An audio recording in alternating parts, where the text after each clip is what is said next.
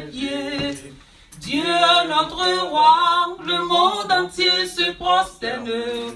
Du fond du cœur, je me prosterne aussi à ses pieds. Oh Dieu, que ton nom est grand, je veux aussi proclamer ce nom. Dieu notre roi, le monde entier se prosterne. Du fond du cœur, je me prosterne aussi à ses pieds. Dieu notre roi, le monde entier se prosterne. Du fond du cœur, je me prosterne aussi à ses pieds. Oh Dieu, que ton nom est grand, je veux aussi proclamer ce nom. Dieu notre roi, le monde entier se prosterne. Du fond du cœur, je me prosterne aussi à ses pieds. Je remercie Dieu pour sa grâce et pour tout ce qu'il a fait dans ma vie et dans vos vies. Chaque fois que je suis devant le peuple de Dieu, j'ai l'habitude de dire que je suis devant par pure grâce. Vous connaissez déjà la chanson. Ce matin, le thème de ce matin a pour titre, et c'est ce qu'il veut retenir, ce qu'il faut retenir, c'est pourquoi. Pourquoi. Ceux qui trouvent que pourquoi c'est trop court, alors dites-vous, comment je peux redonner un sens à ma vie chrétienne? Le message de ce matin est assez, je dirais, crucial. Et il vient à point parce qu'il introduit ce que nous allons, l'exercice que nous allons faire tout à l'heure. Vous savez, au début de l'année, il faut toujours faire des bilans. Le bilan est très important pour la suite de l'année. Je vais commencer avec un témoignage personnel. Ce n'est pas que je veux parler de moi. C'est juste comme dans toutes les autres prédications, j'aime que le peuple de Dieu sache comment est née la prédication. Voilà. D'où est venue l'idée de cette prédication. Donc j'ai accepté Jésus dans les années 2000. C'était en septembre 2004. Et je me suis retrouvé dans une église. Des frères m'ont dit certaines choses qui m'ont amené dans l'église. Le fait d'avoir accepté Jésus, ça a créé en moi beaucoup de problèmes. Énormément de problèmes. Les solutions sont venues par la suite. Et je peux vous lister les 7 problèmes que j'ai rencontrés et que plusieurs personnes dans cette église rencontrent. Tout est écrit sur le flyer que je vous ai donné. Déjà, l'accueil et son message. Ce que les frères m'ont dit pour que je vienne à l'église, je me suis appuyé sur ces attentes et je peux vous dire que j'ai été très, très déçu. Voilà. Pourquoi je vous parle de ça?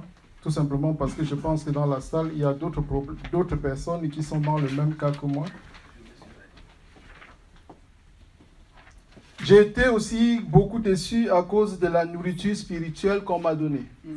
J'ai trouvé qu'au fur et à mesure que le temps passait, je devenais maigre, physiquement et spirituellement. Et c'était tout un problème. Je pense que j'ai dû changer d'avis. J'ai changé d'avis quand j'ai accepté Jésus. Il y avait un problème aussi de transformation. Je suis arrivé dans l'église, on ne m'a pas bien expliqué mon terminus. Et je pense que beaucoup sont aussi dans le même problème que moi. Voilà. Si on te dit aujourd'hui tu meurs, qu'est-ce qui va arriver? Voilà. Pourquoi tu vas à l'église? C'est quoi ta finalité? Là-bas, j'ai fait une prédication une fois en Israël, on parlait de ça. Je dis, de l'autre côté, il y a des récompenses. Mais il y a beaucoup de chrétiens qui ne savent pas qu'il y a des récompenses de l'autre côté, quoi. C'est vrai. Voilà. J'ai eu beaucoup de problèmes de dons. J'étais dans une église, je ne savais pas quoi donner. C'est vrai que j'avais des problèmes financiers. Mais on m'obligeait à donner des finances. Et ça me dérangeait beaucoup. Je me suis dit, même étant, je dirais, quelqu'un qui n'a pas l'argent, je pense qu'il y a des choses que je pouvais donner à Dieu. J'ai un problème de gratitude aussi. On m'a fait croire que je ne pouvais pas m'approcher de Dieu, le louer d'une autre manière, dire que vraiment ce Dieu-là, il est bon pour moi. Mais on m'a plutôt poussé vers le focus de ce que les gens voulaient que l'église soit pour moi. Vous savez, aujourd'hui quand on prêche, on dit va à l'église, tu auras mariage, va à l'église, tu auras bénédiction, va à l'église, Pierre-Benoît, tes affaires ne marchent pas, tu es licencié, viens à l'église, Dieu va te donner le travail, Dieu va te donner. Et tu es au chômage, tous les jours tu vas signer, tu vas appeler le téléphone tous les débuts du mois pour qu'on réactualise. Et à chaque réactualisation, j'étais énervé parce que je me disais que bon, il y a un petit problème, quoi. Je réactualise mon chômage alors que je suis à l'église pour avoir du boulot. J'ai beaucoup souffert dans ma première église. Et le responsable de l'église savait, un jour il m'a dit, ceux qui ont des problèmes, levez-vous. Il était surpris, j'étais debout. Tout le monde me regardait. Il dit, oh, et toi, je connais ton problème. Ton âme souffre beaucoup. Assois-toi. Je me suis assis. On n'a jamais réglé mon problème. Les événements ont voulu que je change d'église. Je suis allé dans la deuxième église. Voilà, les événements. Un jour, le pasteur me voit assis. Je m'assieds toujours comme le jeune là, à côté de la porte. Pourquoi je m'assois à côté de la porte? Quand les choses commencent à m'énerver, je fais comme si j'allais aux toilettes et je disparais. Vous voyez, chaque fois qu'on m'invite dans une église, c'est la même attitude que j'ai. Parce que j'ai envie de sortir discrètement. Quand certains savent que je suis, ils disent, ah oui, c'est un serviteur de Dieu, on l'a connu, on l'a vu prêcher déjà une fois. On le met devant là. Ah là, si tu me mets devant, c'est que tu m'as lié, quoi. Parce que devant, je ne peux pas disparaître. Je suis obligé de me farcir toute la prédication, toutes les conneries qui seront faites. Alors quand j'arrive dans une église, je me mets comme le frère. Alors le pasteur m'a trouvé là-bas, je me dis, ouais frère, je sais pas, il faudrait peut-être qu'on parle, quoi.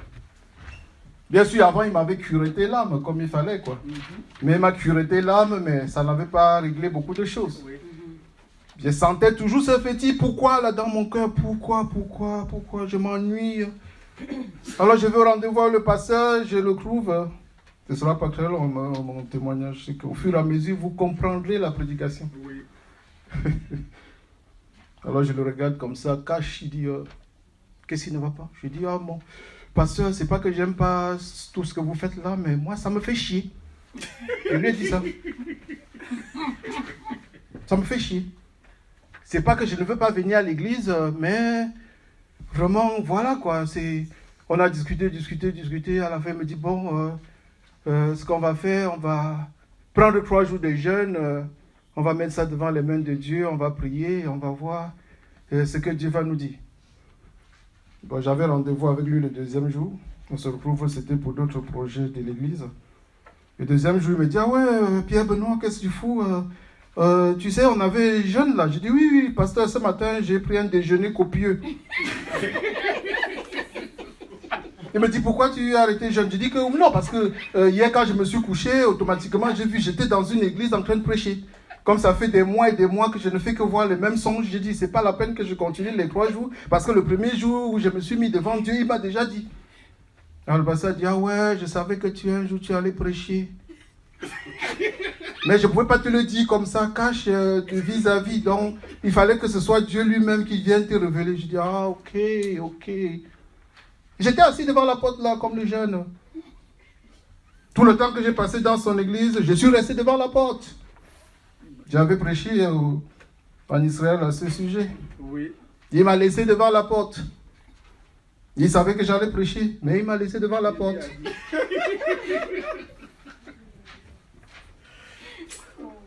Les événements ont voulu encore que je change d'église parce que je me faisais chier. Je suis allé dans une autre église. On a chassé les démons. Et c'est pour ça que j'étais là. Parce que quand je dormais, je ne savais pas où je partais.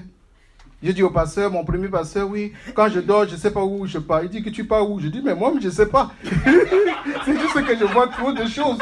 Je ne sais jamais, quand je dors, où je vais aller, c'est que je vais voir. Et moi, j'aimerais bien contrôler cette affaire. C'est pour ça que je suis allé dans une église de combat pour bien comprendre ces affaires. Et j'ai compris. On a chassé les démons, hein, on a beaucoup chassé.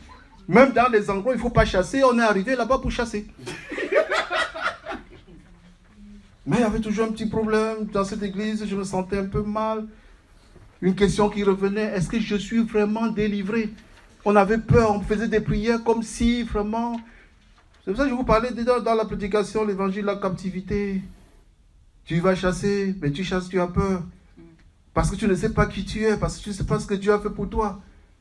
Donc tu t'es fait tes prières, ce ne sont pas des prières vers Dieu, mais des prières pour que l'ennemi ne vienne pas te happer, pour que tu n'ailles pas vers Dieu. Un peu comme si Dieu ne te voyait pas, donc il faut que tu te protèges contre l'ennemi. Ouais, je suis resté longtemps jusqu'à ce que mon parrain me dise, mon frère, viens, on va parler, on va parler. On est arrivé, on a parlé, il m'a dit, ouais, tu sais, tu es délivré. Je dis, délivré de quoi?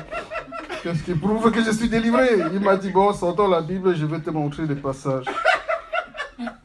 On a sorti la Bible, il dit, ah ouais, donc tu as eu peur. Tu chassais, mais tu étais un chasseur peureux, quoi. Tu chassais, mais tu avais peur.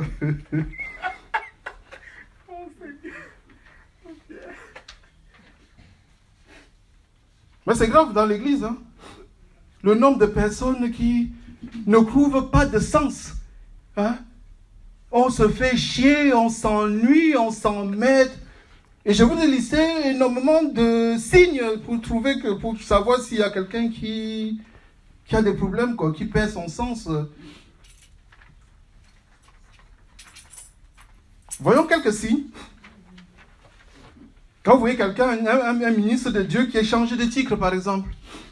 Aujourd'hui, on va présenter quelqu'un, il disait il est apôtre. Non, il est pasteur. Après, un mois plus tard, on me dit, ouais, tu sais que le pasteur, lui, il est devenu apôtre. Alors moi, je dis, mais il y a un problème là, quoi. Quand Dieu l'a appelé, il était quoi hein? Apôtre, c'est ça. Il ne m'appelait plus pasteur, appelez-moi apôtre. Je dis, mais il y a un problème, quoi. Je ne comprends pas cette affaire, je ne comprends pas. Pour moi, c'est un manque de sens.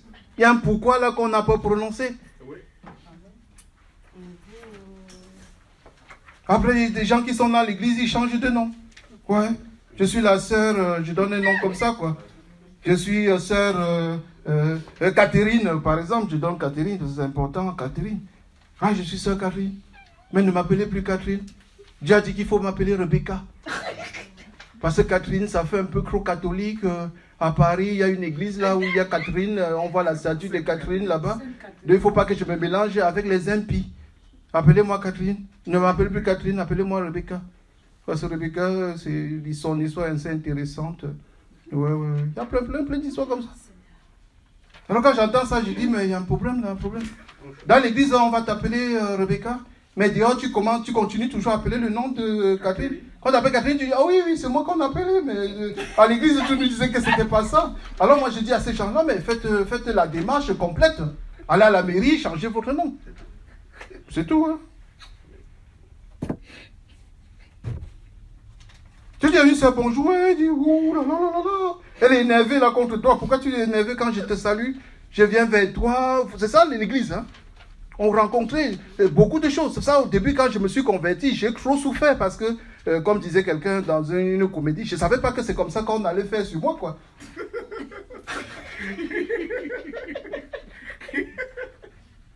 Oui, j'étais dans une grande souffrance. Et à des moments, j'y arrivais parce que je souffrais chez moi. Et je pensais que quand je vais arriver à l'église, beaucoup de choses vont s'estomper.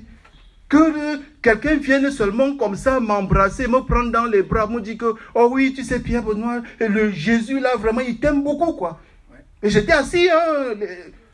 C'est pour ça que je dis que peut-être il y a des frères dans la salle qui souffrent, qui sont encore dans la même situation où j'étais, moi. Un jour, je suis allé, j'ai vu un passage, je sais plus, après des années, où j'étais dans une bonne souffrance. Le pasteur, il m'a parlé, moi qui suis gros, comme on dit là. Bon, j'essaie de maigrir quand même. Hein. Je me suis mis à chialer, quoi. Le pasteur, il m'a écouté. J'ai laissé, j'ai parlé, il m'écoutait. À un moment, il a dit, bon, Il a poussé seulement le mouchoir à côté de moi comme ça. Mais je me suis mis à pleurer. Il dit oui, déverse. Il dit oui, je déverse. J'ai bien pleuré. Après lui et moi, on a parlé. La vie n'avait pas de sens. Il y avait énormément de choses. Je m'ennuyais, je me faisais chier. Personnellement, la vie, ça n'allait du nulle part. Parce qu'à l'église, on n'apprend pas aux chrétiens à se poser la question, pourquoi? Pourquoi je me lève pour aller à l'église?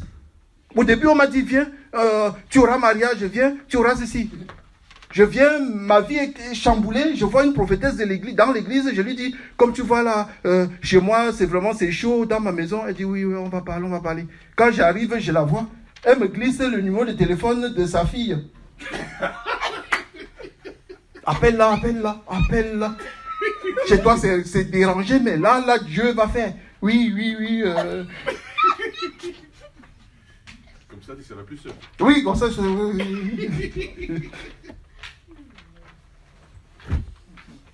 ne règle pas le premier problème. Oui. Donc nous arrivons avec un sens que les gens nous ont donné. On dit oui, mon frère, ma soeur, viens à l'église, tu auras mariage, viens à l'église, tu auras papier, viens à l'église, tu auras travail. Tu t'appuies sur ça pour faire ta vie spirituelle, alors que c'est une erreur. Je ne sais pas, je redonner un sens à la vie chrétienne. Parce qu'au début, tu as un sens, mais c'est un faux sens. Il faudrait que, comme disait ma soeur un jour, la vie chrétienne, elle est trop longue. Elle est très longue. En plus, on ne s'attend pas à ce que la vie spirituelle finisse ici. On ira de l'autre côté, continuer. Donc, si déjà maintenant tu te fais chier, c'est qu'il y a un problème. Tu es venu pour chercher enfant, mais après un bout de temps, tu ne vois pas l'enfant venir. Tu es venu pour chercher mari, tu restes un an, un mois, 2 mois, 3 mois, parce que l'histoire de mariage, là, parfois, on n'est pas trop patient. Enfant, là, oui, mais déjà pour avoir enfant, il faut qu'il y ait l'homme à côté. Mais souvent, on prend un raccourci, on va chercher. Nous-mêmes, on va prendre l'homme pour dire que, enfant, et on va dire, oui, Dieu m'a béni. Un mois, tu attends, il n'y a rien. 2 mois, il y a... Comme je dis souvent, personne ne t'a même sifflé. Parce que siffler, tu passes quand même, tu entends, ma soeur. Ça veut dire qu'il y a une petite proposition. Et de la proposition vient la résolution des choses. Oui. Mais si personne ne te siffle, tu regardes même miroir, tu passes devant des jeunes, tu regardes derrière, personne ne te regarde même. Mais c'est quoi mon problème là? Je suis dans l'église. Et personne ne me fait la cour, quoi. Et pourtant, on m'a dit, si je vais à l'église, j'aurai le mariage. Le mariage, là, tarde beaucoup, hein. Alors, quand un nouveau serviteur arrive, Bishop Pierre Benoît, il commence à parler. Mon église est là-bas. Quand l'église est finie, maintenant, tu es dans l'autre église. Puisque le monsieur t'a donné déjà une certaine promesse que lui, il est capable de prier pour toi et que tu as un mariage. C'est sûr que tu vas changer d'église. C'est pour ça que j'ai trouvé qu'il n'y a que deux choses simples dans l'église, c'est que pour régler les problèmes de l'églisier, comme j'appelle, il y a 2 solutions. La première solution, c'est changer d'église. La deuxième solution, c'est se reconvertir. On change d'église, on pense que les choses vont s'arranger. Mais si on va dans la nouvelle église avec les mêmes problèmes, les mêmes réactions qu'on était dans la première, rien ne marche. Rien ne marche. J'ai dit que le changement d'église, c'est un grand problème. Le nomadisme, c'est un grand problème dans la vie chrétienne. Parce que les gens pensent que c'est en quittant ici et en allant là-bas que les choses vont se régler. Mais quand tu vas là-bas, il ne faut pas que les gens pensent que je dis qu'il ne faut pas changer. Amen. Si tu te fais chier chez Amen, va voir le pasteur. Si le problème est réglé, bon. Hein? Mieux vaut avoir des gens qui sont zélés, qui sont quand même motivés à ce que tu vas dire, que d'avoir des gens qui se font chier, quoi. Oui, c'est vrai. Et souvent, les gens qui se font chier, ils ne montrent pas. Hein. Ils sont là comme ça. Mais il faut montrer vous. Hein. Si vous faites chier, on va régler, on va trouver la solution. Tu veux changer d'église, quand tu vas dans la nouvelle église, ce que tu vas régler souvent, c'est tes émotions. Tu fais des mauvais combats. Tu entres dans des mauvais combats. Mais je vais vous expliquer des combats que moi j'ai vécu. Hein. Peut-être qu'il y en a qui vivent ça encore et ça va régler leurs problèmes. Vous allez rigoler un peu. Comme je vous dis que je suis arrivé dans un endroit où on chassait beaucoup, là. On a trop combattu. Hein. Parfois, les trucs étaient un peu bizarres. On combattait. On lisait aussi, on donnait les livres, on lisait, on vendait les livres, on achetait, oui, on tirait compte. Après, je me suis assis, j'ai dit, mais il y a un problème là. Puis revenons, c'est vrai que Dieu m'avait quand même un peu refait, donc je pouvais acheter les livres spirituels, mais... On parle de la sirène des eaux. On dit, ouais, oh, on a sorti un nouveau livre sur la sirène des eaux. J'achète le livre La sirène des eaux, je commence à lire. Comme de temps en temps, avant que j'aie le permis des yeux, j'avais expliqué la prédication, là. La prédication sur le permis des yeux. Avant que je n'aie le permis des yeux, je souffrais beaucoup. Je dis, ah ok, Sirène des eaux. Lisons ce livre-là. Comme ça, on sera délivré. Je commence à lire, je lis. Un tiers du livre. Sirène des eaux est toujours là, hein. Après, je dis, mais il y a un problème quand même. Parce que si pour être délivré de quelque chose, il faut lire 300 pages d'un bouquin, mais ça ne va pas, quoi. C'est un peu comme si j'ai la grippe, tu veux que je comprenne comment marche la grippe. Ah, je sais pas, le docteur est là parmi nous, il va bien nous expliquer. Moi, je vais à la pharmacie, donne-moi le comprimé, je prends et c'est fini. Je n'ai pas besoin de lire 300 pages sur la sirène des eaux pour être délivré de la sirène des eaux. Mais ça arrive encore, on voit Sirène des eaux. Moi, je vois des livres. Quelqu'un est venu encore, il nous a passé des livres Sirène des eaux. Il dit, mais c'est quoi ça? Pose-nous les vraies questions. Pourquoi est-ce que tu vois la sirène des eaux? Est-ce que ta vie est conforme? Est-ce que tu as le permis des yeux? Check up, c'est fini. Pas 300 pages de livres. Sirène a fait comme ça, elle marchait comme ça, peut-être qu'elle a elle a les pattes. Comment je suis allé dans une église, je vous avais expliqué. Le gars m'a détaillé, complètement coupé la sirène des eaux devant moi, quoi. Hein? C'est ça, prière. Je te pique les yeux, je coupe ta queue. Toi, sirène des eaux, tu me laisses tranquille aujourd'hui. Je te pique, je te coupe les queues. Je dis, ah bon, non, la sirène des eaux, elle a la queue, quoi. Elle a le Mais si je dis qu'il y a des prières, je ne veux plus les faire. Je ne veux plus les faire, ces prières-là. Je prends le comprimé, le médicament de Dieu et je règle mon problème de sirène. Je n'ai pas besoin de lire 400 pages. Et de connaître que ça vient de Côte d'Ivoire ou de machin. Non! Tu disparais. C'est comprimé, c'est bon. Celui qui a la fièvre ne va pas lire tous les problèmes de fièvre, les livres, les encyclopédies, machin, pour décrire la fièvre. Non, c'est pas ça. Tu prends le comprimé, tu fais confiance aux médecins. Tu prends le comprimé, c'est fini. Toujours dans nos exercices de combat, là. À un moment, on a dit oui, à l'huile d'onction, l'huile bénite, oui. Tu entendais les gens dire oui, mais vraiment, pour que ces affaires-là finissent, moi, je prends l'huile d'onction, je me oigne là. Une soeur qui dit oui, je me oigne même les seins. Quand tu commences à dire... Dans ton esprit, peut-être si tu es libidineux, tu vois les seins, la fille en train de se... Tu dis, mais bon sang, qu'il y a un problème là, quoi. Dis oui, je me mets dans les parties génitales pour que la sirène des eaux me laisse tranquille.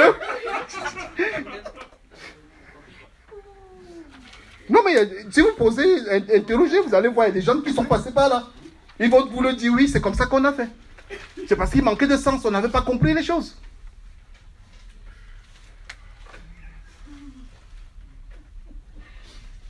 Et c'est ça ce que le changement d'église fait. Hein. Tu sors d'ici, oui, tu n'as pas bien choisi ton pourquoi, tu vas de l'autre côté, tu balances dans les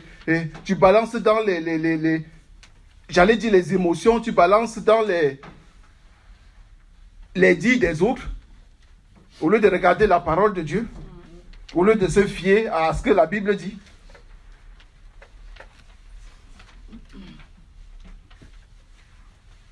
Après tu dis oui, je suis dans cette église-là. Ah vraiment, vraiment, oh ça va, oui, les choses vont vite. Moi, mon histoire de sirène, peut-être que la sirène des autres te laisse une fois, deux fois, un te trompe, et quatrième jour, elle revient. Je dis oui, c'est parce que ouais, je ne sais pas ce qui m'est arrivé encore. Je pensais que le fait de me oindre avec l'huile bénite, ça réglait les problèmes. Changer d'église ne règle pas les problèmes. Au contraire, on va lutter, on va faire des faux combats, des combats intérieurs. Moi, j'ai trouvé que la meilleure solution pour régler les problèmes de sens pour le chrétien, c'est la reconversion. Rares sont les gens qui parlent de la reconversion. Reconversion au niveau professionnel, On entend beaucoup, hein. Oui. Ah oui, je suis là-bas, je suis informaticien. Mais c'est vrai qu'à un moment, faire l'informatique là tous les jours, c'est chiant. Les gens m'insultent. Je suis au support, ils me posent des questions bizarres. À un moment, tu t'assois, tu dis vraiment, qu'est-ce que je veux faire. Tu dis oui, ah ouais, je veux me reconvertir. Donc, quand on parle de reconversion professionnelle, il y a beaucoup qui comprennent le sens. Maintenant, quand on va dire reconversion à l'église, les gens vont dire, oh non, non, on n'a jamais entendu parler de reconversion à l'église. Pierre Benoît, il invente les mots là. Comment tu veux que je me reconvertisse si je suis déjà converti? Je dis ok, c'est bon. Hier, je lisais une histoire, j'ai partagé ça avec vous, je ne sais pas combien de temps j'ai là. C'est la petite cassure pour nous. Ah oui, j'ai encore un peu de temps. Je lisais une petite histoire hier. Juste pour la parenthèse, c'est hier ou avant-hier, je ne sais plus. Sur Bruce Lee, que tout le monde connaît Bruce Lee. Oui. Oui. Voilà, Bruce Lee, grand maître de karaté, rencontre un autre karatéka très fort, qui dit à Bruce Lee, ouais, toi je connais ton niveau, je sais que tu es quelqu'un qui est très très haut dans les arts martiaux. Moi je vais apprendre tout de toi. Il dit ça à Bruce Lee, hein. Bruce Lee, comme il faisait, tu vois, ces petits grimaces dans les films là. Il se sert 2 coupes, il donne une coupe au monsieur, il a sa propre coupe. Il dit au monsieur, tu vois les 2 coupes là? Pour que je puisse remplir ta coupe, il faut que tu la vides. Pour que je puisse déverser ma coupe dans la tienne. Moi j'ai dit, ah ouais, ça c'est peut-être quelque chose que je vais dire ça, mais au peuple de Dieu quoi. C'est ça la reconversion. Mais les gens ne comprennent pas. Ça dit que tu viens dans une église, prenons le cas du changement d'église. Tu veux en fin de compte récupérer la vérité. Mais le peu de choses que toi tu as du mal à te débarrasser pour mettre la bonne chose dedans. Oui.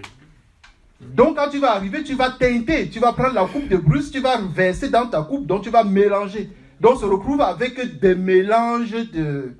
Voilà. Évangile de captivité, évangile de prospérité, évangile de la... Bon, tous les évangiles là vont se mélanger chez toi. Tout simplement parce que tu es dans l'incapacité, c'est ça la reconversion, tu es dans l'incapacité de te dépouiller de ce que toi tu penses.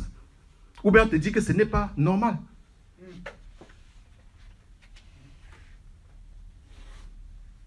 Tu es converti, ok, nous sommes tous convertis. Oui. Mais à chaque fois on a besoin de procéder à ce système de la reconversion.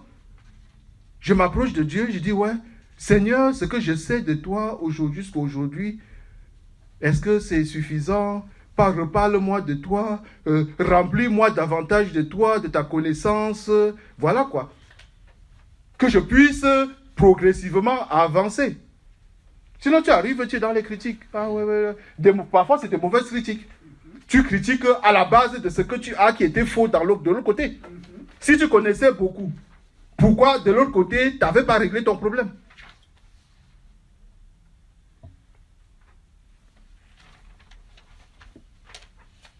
Déjà au début, se convertir, c'est dans le flyer. Ça veut dire adopter une nouvelle religion, adopter une nouvelle croyance. Très important ce que j'ai marqué. Mais pourquoi j'ai marqué cela? Pour vous amener à une illustration très importante qui est l'illustration des Rastafari. Tout le monde connaît les Rastafari. Bob Marley. On dit oui, aujourd'hui je me convertis en religion de Bob Marley. Qu'est-ce qui va montrer que je suis converti? Il y aura des choses intérieures, il y aura des choses extérieures. Mais la plupart du temps, ce que les gens vont d'abord voir, c'est des choses extérieures. Ah oui, la sœur, elle était comme ça, elle était avec nous, elle était bien. Ah, je l'ai vue à Château Rouge, elle était différente. On dit, ouais, comment ça différente? Ah oui, déjà, elle était en dreadlocks. On dit, oh, la sœur, dreadlocks. Tu vois, c'est que pour entretenir dreadlocks, c'est pas facile, quoi. Tu vois, on dit, oui, déjà, la sœur, elle est en dreadlocks. Il y a quelque chose qui se passe là. Ah oui, la sœur, elle était avec nous, on était dans les maquis, tout ça. Après, l'autre jour, j'ai vu qu'elle était chrétienne. Ok. Ouais, elle a dit qu'elle est chrétienne, mais moi j'ai vu, elle n'avait pas changé, elle était toujours en jupe court là. Elle avait pratiquement la poitrine dehors, mais elle dit qu'elle est chrétienne. Ah oui, on va poser la question à la sœur, je vous déjà dit. Elle dit que Dieu ne regarde pas l'extérieur, mais Dieu regarde le cœur. Oui. Dieu ne regarde pas C'est ça, non, l'œil ne regarde pas l'apparence, mais Dieu regarde le cœur. Ok. Les gens du monde savent que changement intérieur impacte changement externe. On reconnaît par le changement externe. Avant même qu'on ne sonde l'intérieur, on a déjà vu l'extérieur. Le chrétien va dire oui, Dieu ne regarde pas l'apparence, mais Dieu regarde le cœur. Ouais. Après, tu continues toujours à lutter contre les sirènes des eaux.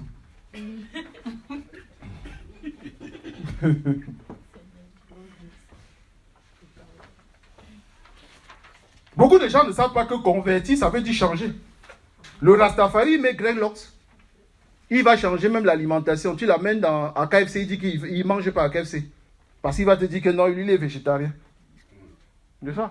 Rastafari, il ne va pas à KFC. Voilà. Mais chrétien, bon, ça c'est autre chose. Dieu me change, voilà. On accepte qu'on est chrétien, mais on fait tout. On fait tout. Parce que Dieu regarde que le cœur, quoi. Se convertir, c'est changer. Mais rares sont des endroits où on va te dire que parce que tu t'es converti, il faut que tu changes. On n'est pas au McDo, hein. Venez comme on est. Non, viens comme tu es là, mais ne reste pas comme tu es venu. C'est un peu... Voilà. Tu diras à quelqu'un, ok, tu es venu, tu t'es converti, tu t'es reconverti. Et tu vas lister les choses qui entrent dans ta vie et qui est à la base de cette reconversion. La chose, on dit, ouais, maintenant je me réveille tôt, là, je me réveille, je prie. Ok, c'est bon, tu pries. L'autre va me dire que oui, j'ai changé un peu. Avant, j'écoutais la musique chrétienne. Mais maintenant, non, j'écoutais la musique du monde. Mais maintenant, j'écoute la musique chrétienne. Ouais, quand j'entends ça, chaque fois, je tremble un peu, quoi. Je tremble un peu. Parce que la musique chrétienne n'a jamais changé quelqu'un. Ouais. C'est ça qu'il veut mettre des gens à dos aujourd'hui. La musique chrétienne ne change pas les gens.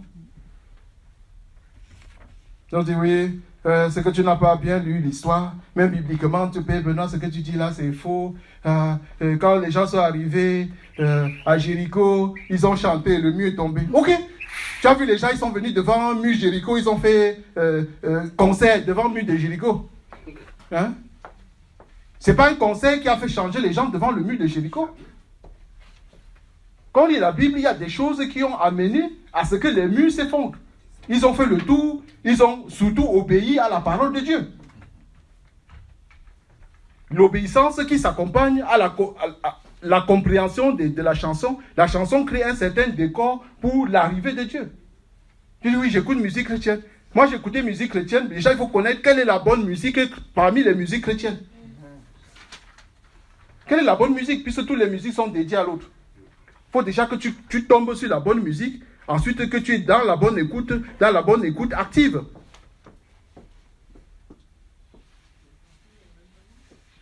Tout simplement une petite parenthèse avant de continuer sur l'histoire de l'obéissance. Puisque je dis que c'est devant le mur de Jéricho, leur obéissance a fait tomber le mur.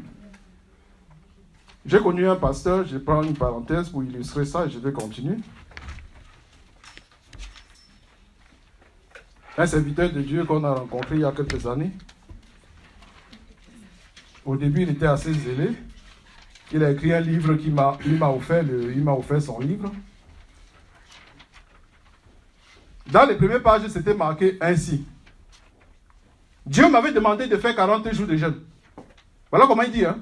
Dieu m'avait demandé de faire 40 jours de jeûne. Point. La suite, paraphrasé, j'ai oublié. En fait, j'ai fait 41 jours et demi de jeûne. Voilà ce qui est écrit dans le livre. En fait, quand il a dit, Dieu m'avait demandé de faire 40 jours de jeûne pour entrer dans mon ministère. En fait, j'ai fait 41 jours et demi de jeûne. Quand je suis entré dans le ministère, les choses ont commencé. Il a dit, bon, c'est une façon de dire qu'il y a eu des manifestations divines qui ont opéré son entrée dans le ministère. Alors quand je m'assois là, je dis, mais pourquoi Dieu te dit de faire 40 et toi tu fais 41 et demi? Est-ce que c'est parce que tu nous le dis parce que tu te sens supérieur à ceux qui ont fait 40 jours de jeûne, ou bien le 1 jour et demi, comme disent les Camerounais, c'était le cadeau que tu as voulu donner à Dieu? Tu sais, les Camerounais, ils aiment ça, les cadeaux. Quand tu prends 2 tomates, on dit, madame, ici, il y a les cadeaux, madame. Ça veut dire que 2 tomates vendues à 5 francs, on va te donner peut-être demi ou bien une petite tomate en cadeau. Voilà. Les femmes, elles savent beaucoup ça. Parfois, elles arrivent, elles disent, oui, madame, 2 euros les tomates. Oui, il y a le cadeau. Là, c'est la ménagère qui pose la question à la vendeuse. Il y a le cadeau. Quand il dit oui, il y a le cadeau, madame, je vais vous faire un bon cadeau. Donc, il a fait un cadeau de 1 jour et demi à Dieu pour entrer dans son ministère. Alors, quand tu dis ça, moment où tu réfléchis, tu dis, il confesse déjà qu'il n'était même pas obéissant au début de son ministère. Donc, moi, je le vois 10 ans plus tard, après la sortie de son bouquin, quand je vois son ministère, je dis, peut-être c'est à ce niveau que se trouve son pourquoi. Si déjà à l'entrée, il n'avait pas obéi, ce n'est pas maintenant qu'il va continuer à obéir. C'est qu'il reflète son ministère et le sens dessus, dessous dans lequel il se retrouve, quoi. L'obéissance est très importante. Continuons dans l'obéissance. Je ne voulais pas parler de ça, mais comme ça vient à l'esprit, je vous le dis. On arrive souvent dans l'église, on ne le fait pas ici. On ne le voit pas dans notre église, puisque nous, on ne partage pas la communion, on ne partage pas le corps du Christ, le sang du Christ. Dans certaines communautés, on dit, ceci est le vin, ceci est le... C'est ça, hein? Ceci est le corps, ceci est le pain, ceci est le vin. À la place du vin, on prend l'huile de... C'est quoi, le jus de raisin? Oui. Ouais, voilà. Il faut dire, ceci est le pain et ceci est le jus de raisin. Il n'y a pas de vin. Non. On veut que ça fasse les mêmes effets que Dieu veut. Mais on donne le jus de raisin à la place du vin aux églisiers. Ça, c'est un problème de manque d'obéissance. Et c'est dans ça qu'on se retrouve. Voilà. On va prendre le pain à la boulangerie, un bon pain mais c'est pas de pain sans levain. Donc le bon pain qu'on voit, c'est bon là. Mais on choisit même pour que ça ait un bon caractère. Bon, et pourtant, on va le couper en petits morceaux. Hein. Et après, on va prendre du jus de raisin à franc prix. Voilà. Et on va dire que c'est le vin. Voilà, c'est ça.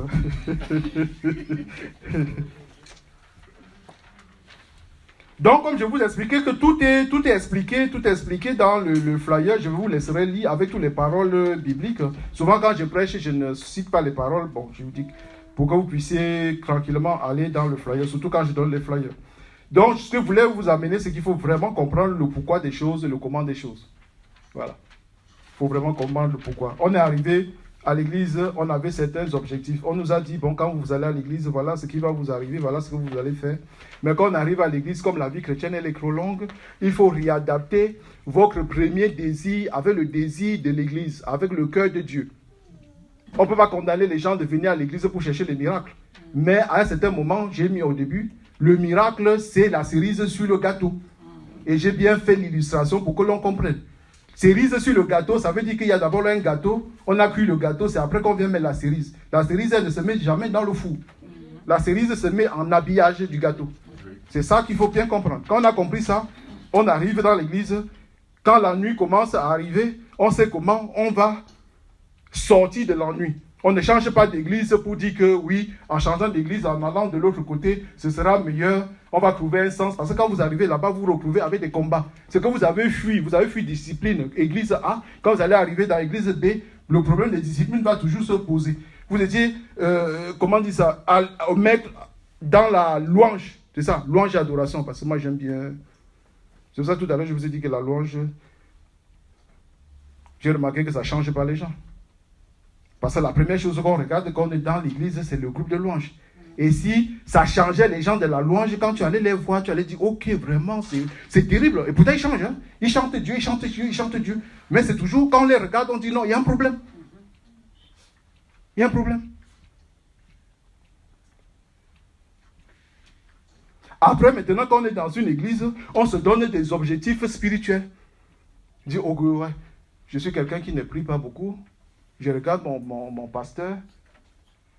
Quand on dit, c'est certains qui disent, ouais, mon papa, mais ouais. Ça c'est aussi un autre problème des gens qui ne cherchent, qui n'ont pas de sens. Il se trouve des papas qui changent chaque fois, quoi.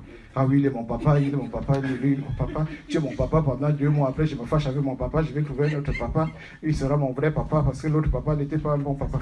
Voilà, donc, on se perd là, quoi. Donc, Quand tu vois quelqu'un qui prie, que, voilà, tu sens que non, il est leader devant, il peut t'amener à un certain niveau de prière, un certain niveau de... voilà quoi, qui peut te propulser vers un certain niveau de prière. Tu dis non, quand même, frère, tu peux pas, montre-moi, donne-moi quelques petits secrets là. À l'église, on ne se partage pas les secrets. Tu n'as pas remarqué ça, frère? On ne se partage pas les secrets. On prie, Dieu, tu es très bon pour moi, machin, on est, le frère qui est à côté là, on dirait qu'il est un peu coincé. Pourquoi tu ne vas pas lui demander, mais dis-moi, qu'est-ce qui te fait comment tu pries comme ça là, quoi? Partage-moi, dis-moi 2-3 trucs qui peuvent aussi faire que je puisse prier. Quelqu'un vient témoigner, dit que oui, à 2h du matin, parfois il est debout, il prie. Mais comment ça se fait que toi, tu es à 2h du matin, tu es debout, tu pries, et moi, je dors comme un fainéant? Tu vas demander le secret. Ouais. Mais nous, on est là, on n'a pas d'objectif. Parce que notre pourquoi n'est pas réglé. Donc, on se retrouve dans des situations où on n'a pas d'objectif spirituel. Prenez 2 personnes, 3 personnes dans l'église et demandez-leur. Depuis que vous êtes venus cette année, qu'est-ce que vous avez décidé? Vous avez eu plein de bonnes années là. Bonne année, que ta vie soit prospère, que tu vois, toutes les choses qu'on dit là, après rien ne se produit là. On dit aux gens parce que si tu ne leur dis pas, ils vont se fâcher. Ils ont dit que oui, il m'a même vu cette année, il m'a même pas souhaité des meilleurs vœux. On te souhaite quoi? Je dis oui, cette année, j'ai décidé que j'allais lire un peu de ma Bible. Je regarde autour de moi, est-ce qu'il y a un frère qui est un bon lecteur là? Est-ce qu'il y a des lecteurs dans la Bible? Lecteur de la Bible. Quand tu vois un frère, tu dis ok, ouais, voilà. Lui, il lit beaucoup, hein. Je vais aller un peu lui piquer quelques idées là. Mon frère, qu'est-ce qui t'a amené à la lecture de la Bible? Comment ça se fait? Quand tu lis même là, qu'est-ce que tu trouves qui est bon dedans là? Souvent c'est ça, hein. Déjà, j'ai parlé de saveur. Parfois, on a besoin aussi de saveur. Quand tu manges chez maman, je sais pas, chez maman Pauline, la nourriture elle est bonne, c'est un goût succulent dans ta bouche. Mais depuis que tu pries, rien, tu ne sens aucune saveur. Tu récites blablabla, quand tu as fini, tu t'arrêtes. Mais normalement, quand tu te mets dans certains trucs, dans certaines réflexions, dans certaines méditations, tu dois avoir un goût dans ta bouche ou je ne sais pas quoi, un goût quelque part. Tu penses que si on mangeait et que la nourriture n'était pas délicieuse, là, est-ce qu'on allait continuer à manger? Imaginez un peu, dans les années à venir, on se met à prendre des comprimés. À la place d'un bon poulet, on te dit oui, avant c'était comme ça. En 2010, c'était le poulet là. Maintenant, en 2020, c'est le comprimé. Combien de personnes vont se lancer sur les comprimés à la place du poulet? Parce que quand tu manges, tu sens quelque chose, c'est délicieux, c'est doux. Quand il y a c'est salé, tu dis que c'est salé. Ok, je me mets devant Dieu. Quand je prie, aujourd'hui tu dis non, je n'ai pas beaucoup senti cette prière-là. Beaucoup ne disent pas ça. Je n'ai pas beaucoup senti cette prière-là. Ou bien on dit, je n'ai pas beaucoup senti la chorale aujourd'hui. Hein. Ouais, la chorale, là, vraiment, elle a fait chier. Parce qu'il n'y a pas eu d'émotion.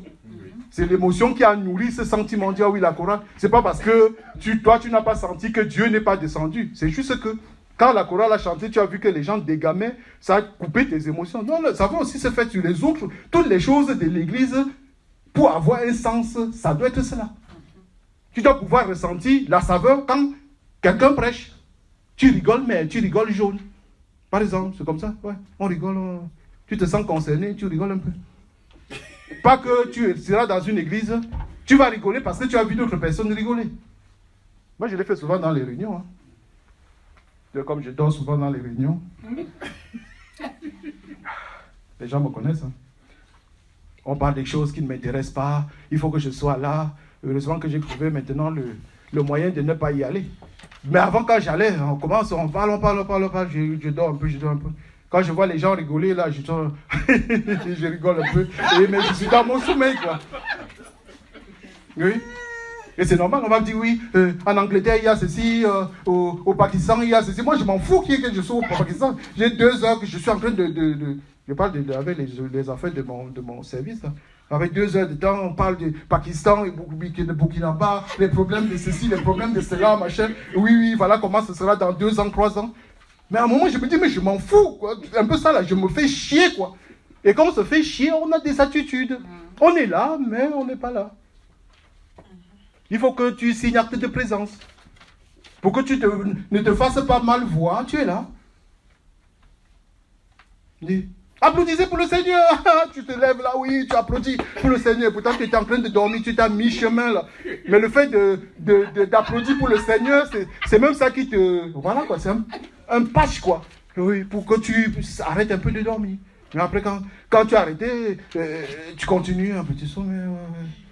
Ils sont en train de me parler du Burkina. Ouais. Moi, je m'en fous du Burkina. Mais pour montrer que je suis en train de suivre, quand les gens vont rigoler, je vais aussi rigoler. C'est ça. Hein?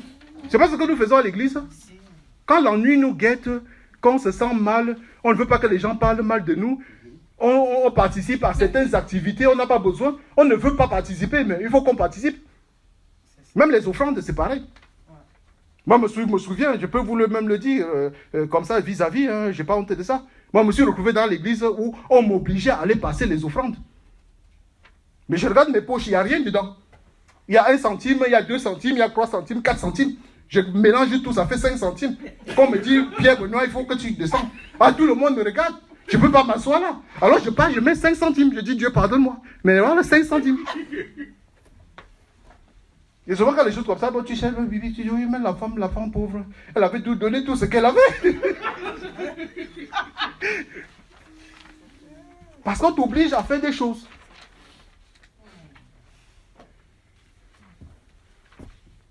Donc, on chante l'église comme ça, ou quand on est dans la reconversion, et je finis avec ça, il faut aligner son mental à la vision chrétienne. Aligner son mental à la vision chrétienne. Au début, tu vois flou. Tu sors de l'obscurité, on te met de la lumière. Tu es en train de voir flou. Progressivement, quand tu es avec des gens, tu poses des questions. Tu te renseignes, tu te cultives. Et au fur et à mesure, le mental que tu avais devient un mental de chrétien. La dernière fois, je me posais des questions. Je dis, j'ai remarqué que quand je suis devenu chrétien, là, j'ai beaucoup changé, quoi. Je suis devenu paresseux. C'est vrai, hein, je suis devenu trop paresseux, je suis devenu quelqu'un dans la procrastination. Procrastination, c'est quoi? C'est quelqu'un qui dit qu'il va faire quelque chose et qui, le lendemain, il est toujours au même endroit. Et je suis devenu paresseux, je ne travaille plus. Je passe tout mon temps à prier. Non, c'est pas ça. Prie et travaille. Je suis tout le temps en train de prier. Ah oui, Seigneur, non. Ah oui, le travail est là, comme ça, là, je dois faire, je ne sais pas, mon CV pour aller déposer. Je dis, oh Seigneur, donne-moi le boulot. Donne-moi le boulot. Et mon CV n'est même pas encore fini.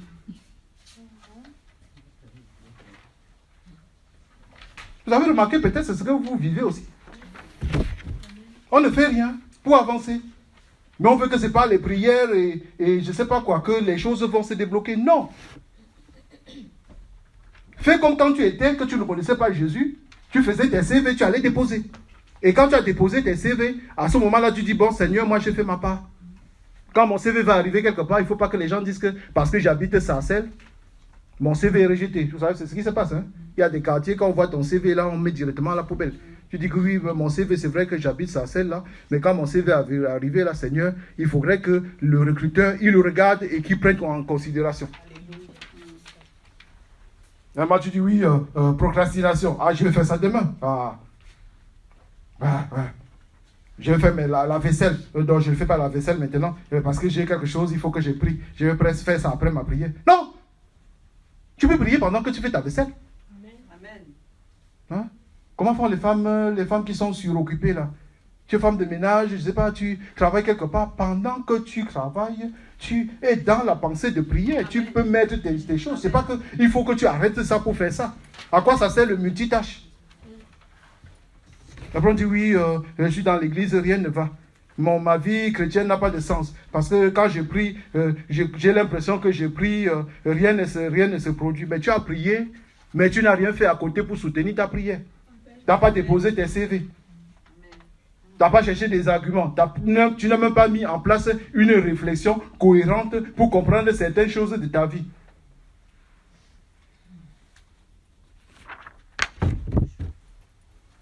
Voilà. Toutes les paroles sont rédigé dans la prédication. Je vous laisse le soin de lire et méditer. Et comme je disais, on a un groupe WhatsApp aussi, où on peut partager les choses. C'est l'un des problèmes que j'ai trouvé aussi, je vais peut-être terminer par ça. Et j'ai déjà parlé de ça à plusieurs reprises, c'est l'excès l'excès d'information. L'excès d'information. Normalement, quand on reçoit une information comme celle d'aujourd'hui, on s'assoit et on réfléchit. On réfléchit et on met en place des actions. Moi, j'appelle ça des actions. C'est-à-dire, je mets 1, il faut que je fasse ça. 2, il faut que je fasse ça. 3, il faut que je fasse ça. Après, je dis oui, au bout de combien de temps, je vais remarquer le changement par rapport à ce que j'ai décidé de faire. À chaque fois, il faut faire ce plan. Aujourd'hui, on écoute une prédication comme ça. On va sortir, on va aller sur YouTube tout à l'heure, on va écouter une autre. Demain, on va aller, je ne sais pas où, on va écouter une autre. Et un frère, dernièrement, pendant les vacances, il m'a pris avec sa femme, il a dit, mes frères, je vais vous montrer quelque chose. Asseyons-nous ensemble, on va écouter une prédication. J'ai écouté la prédication avec la femme du frère, on était assis, le frère lui-même, il nous regardait de temps en temps, il rigolait un peu. À la fin, il nous a posé des questions. Première question, qu'est-ce que tu as ressenti sur la prédication? Mon premier ressentiment était que quand j'ai écouté cette prédication, je ne me suis pas senti à l'aise parce que je me suis rendu compte qu'il y avait énormément de choses que je devais encore refaire. Bref, le monsieur dit qu'il est dans l'évangile. L'évangile, c'est la bonne nouvelle. La manière dont la bonne nouvelle est annoncée. Hein, comme je dis souvent, j'explique à mes enfants. Ils disent, ah oui, à Paris, on dit souvent qu'il y a des souris qui mangent les mains des enfants. Quand ils n'ont pas lavé les mains et que la maison est un peu bizarre, la souris peut venir commencer à ronger les doigts. Et machin dit, comment c'est possible? Je dis que non, quand la souris elle ronge les doigts, elle souffle dessus. Vous voyez, hein? Bonne nouvelle, je parle. La nouvelle peut être choquante, très forte, mais c'est venu avec une soufflerie, quoi. Je ne sais pas si ça on appelle ça en français. On souffle quand on prononce des choses dures. Donc même quand à la fin, tu ne te sens pas dans la condamnation. Mais il y a beaucoup de prédications aujourd'hui qui nous mettent dans la condamnation. Et pourtant, nous ne sommes pas dans cette condamnation puisque nous sommes en Jésus-Christ. Donc le gars parlait du Saint-Esprit. Mais quand j'ai entendu parler de sa prédication, parler de revêtement, revêtu du Saint-Esprit, bref, quand j'entends sa prédication, il fallait que je travaille beaucoup pour que le Saint-Esprit vienne habiter en moi. Et ça, c'est ce qui est biblique. Je suis le temple de quoi? Qu'est-ce qui habite en moi? Est-ce qu'on a dit que pour que ça habite en moi, il faut que je fasse 40 jours de jeûne, il faut que je fasse 50 jours de jeûne, il faut que j'assiste à toutes les veillées de l'église pour que ça vienne habiter en moi? Dans quel de jeu, c'est ça? Mais moi, j'étais à côté, l'information est passée au-dessus de moi parce que, j'ai été choqué par la personne qui parle. Et quand je dis choqué des Français, hein, pas choqué des Africains. Choqué, ça veut dire que je dis, ouh, c'est ce monsieur qui parle. Donc, j'ai baissé mes gardes en pensant que, comme étant quelqu'un qui est honoré dans la prédication et dans la parole de Dieu, c'est quelqu'un qui allait me dire des bonnes choses. Mais au contraire, à la fin de la prédication, j'ai senti que non, il m'a plutôt enseveli. Parce que je suis le temple du Saint-Esprit. Donc déjà, en tant que temple du Saint-Esprit, j'ai le Saint-Esprit en moi. Donc la première question qui va se poser, c'est que si je sens que je n'ai pas le Saint-Esprit en moi, la première chose, je me dis, est-ce que je suis enfant de Dieu? Suis-je enfant de Dieu? Si je suis enfant de Dieu, alors je suis le temple. S'il y a quelque chose qui fait que j'ai l'impression que je ne suis pas enfant de Dieu, il faut que je règle ça. Pas que j'entre dans la prédication, que j'entre dans 40 jours de jeûne, 3 jours de jeûne, 40 jours de jeûne, 50 jours de jeûne, machin. C'est pour ça que je fais toujours attention. Je dis, méfiez-vous des multiplicités de sources d'informations. C'est pas pour dire, oh, Pierre Benoît, il a prêché, comme certains disent, il prêche, il ne lit jamais la parole de Dieu. Non, la parole de Dieu, elle est là. Il faut creuser, comprendre. Qu'est-ce qu'on est en train de dire? Qu'est-ce qui a été dit? Avant d'aller prendre d'autres prédications, d'autres machins pour venir mélanger. Finissez toujours avec une information à chaque fois pour pouvoir avancer. Sinon, la vie n'aura jamais de sens. Vous allez entendre quelque chose ici. Demain, la même chose va vous secouer. On a eu un problème de secouage une fois. Où on nous a fait comprendre que Pierre, c'était quoi là? Pierre 2, je ne sais plus quoi. Il fallait toujours qu'on retourne pour savoir qu'est-ce que nos ancêtres avaient fait, machin. Oui. Alors que c'était un problème qui était déjà réglé. Oui. Les fondements, ouais, c'est ça justement. On s'est laissé influencer parce qu'à un certain moment, quelqu'un est venu avec sa religion, on a dit, ah oui, bon, on le respecte. Non, maintenant c'est plus comme ça, tu viens, tu déposes ton machin, on va aller analyser. Au scanner. Oh, oui, au scanner. Parce que les chrétiens de Béret, c'est ce qu'ils le faisaient. Tu parles bien, on dit, ok, bien, bravo, Pierre Benoît, tu as bien parlé.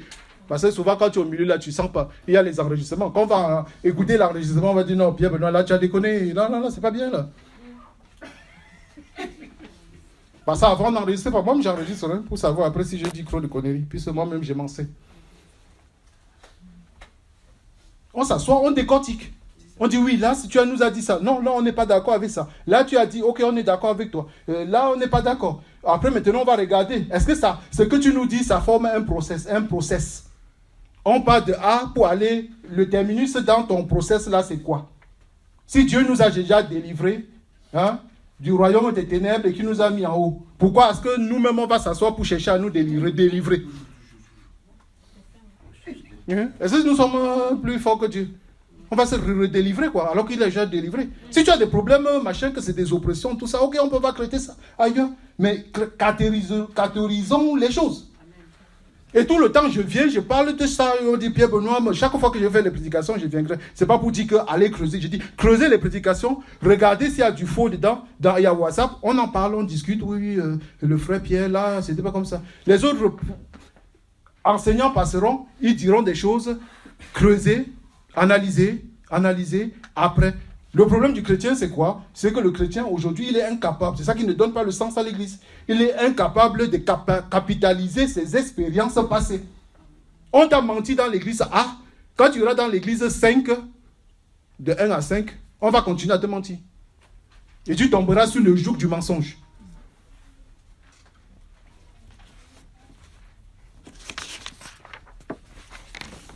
Père éternel tout-puissant, on va prier.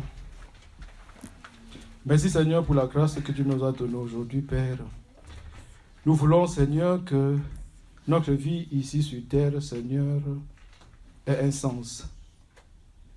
C'est pour ça que, Seigneur, dans ta parole, parfois tu parles du sel.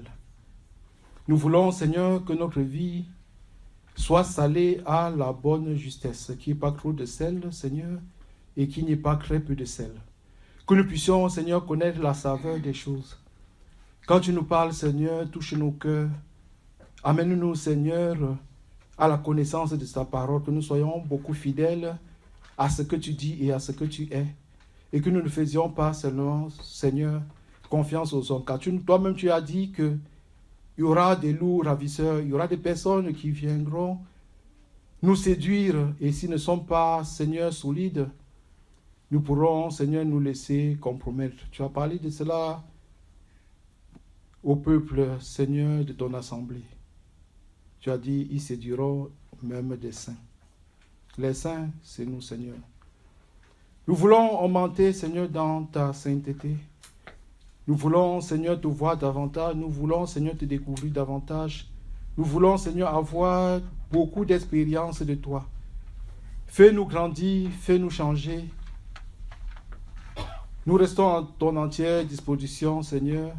Nous voulons obéir à toi, afin que notre vie change, Seigneur, pour qu'un jour nous soyons tous ensemble rassemblés pour adorer notre Père. J'ai prié au nom de Jésus-Christ notre Seigneur. Amen. Amen.